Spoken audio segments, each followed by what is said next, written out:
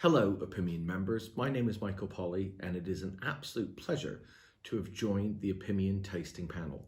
I'm old enough to remember when New Zealand burst onto the wine scene in the late 1980s, and it did so with these wonderfully aromatic Sauvignon Blancs that sort of the world had never seen before.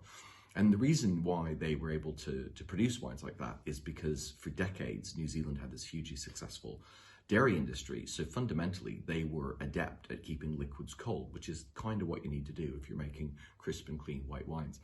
And the New Zealand Marketing Board came out with this wonderful slogan, which was the riches of a clean green land. And I was asked to go to New Zealand in the early 90s by Decanter magazine to write an article about, all of these emerging wines. And I remember getting to New Zealand. I remember the jet lag, which was terrible, but I also remember just being blown away by the beauty of the country. And if you've not been to New Zealand, you really must go. It is a fabulous, fabulous part of the world.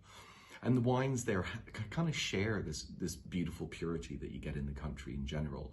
And the Glover wines, which are favorites for Opinion members for a long time, just again, when we were tasting through the new vintages, really strutted their stuff. They're beautiful wines. And so the first up is the Massi d'Acta, which many of you already know. There's a Sauvignon Blanc and a Pinot Noir, both with great typicity. But the really exciting stuff is Ben's new series of wines called Zephyr. So these are all made from organically grown grapes.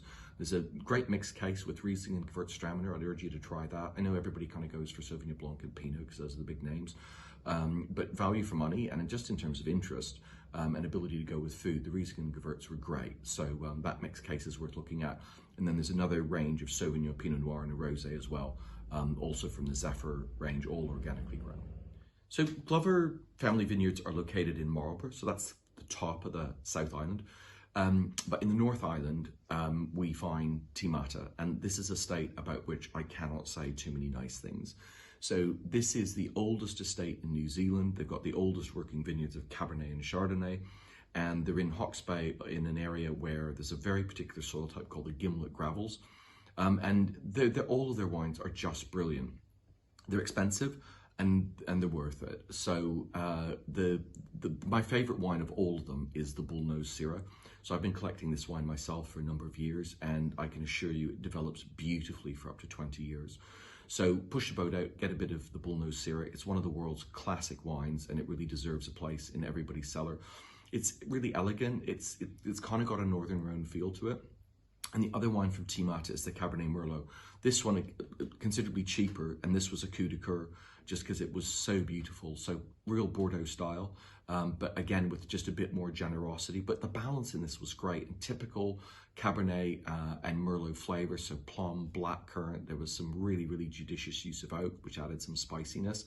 And when we saw the price, and both Louise and I just thought that is a fabulous glass of wine. So all the wines from Timata are wonderful. It's an estate which is run with great care, passion, dedication by the same family, been going for 125 years.